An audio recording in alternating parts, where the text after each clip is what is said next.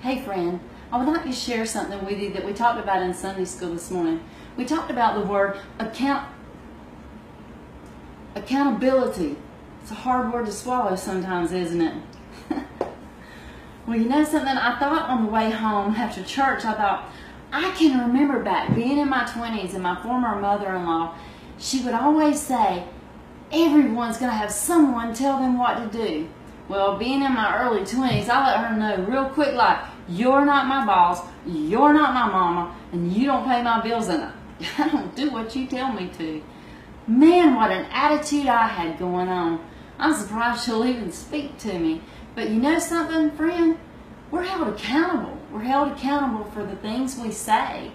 And unbeliever, you're held accountable too. I want to read this real quick. It says, even worse, for those who are not saved, they will be held accountable for their works in this life at the great white throne of judgment. And since works can never save us, unbelievers will have to pay their own penalty for their sins in eternity. Friend, that's kind of scary. If you're not saved today, it's important to know Romans chapter 14, verse 12 lets you know you're going to be held accountable one day. Christian, you're held accountable. Thank God for the blood of Christ and the grace of our Lord Jesus Savior. Words are important. Our heart is important. We learned that from the church service this morning, what we have in our heart. And you know something, when it comes to accountability, wives, you're accountable to your husband. Husband, you're accountable to your wife. Children, you're accountable to your parents. And students, you are accountable to your teachers. You're also, if you're employed, accountable to your employer. If you want your light bills paid, you better pay that light bill because you're held accountable. You know, there's so many things we don't think about that we're held accountable for. Paul, I love how he put it in the beginning of Romans chapter 14, and he says, don't argue with anyone about what they think is right or wrong. Well, you know something on this subject, there's nothing to argue about. I'm telling you, you're going to be held accountable. I'm going to read this here from Luke 12, where it says, someone called from the crowd, teacher, and they're speaking to Jesus, but they called him teacher. Please tell my brother to divide our father's estate with me. And Jesus replied, friend, who made me judge over you to decide such things as that? Then he said, beware.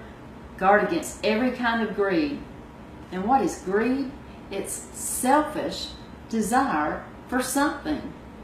And Jesus also ended that right there in that sentence. He said, life is not measured by how much you own.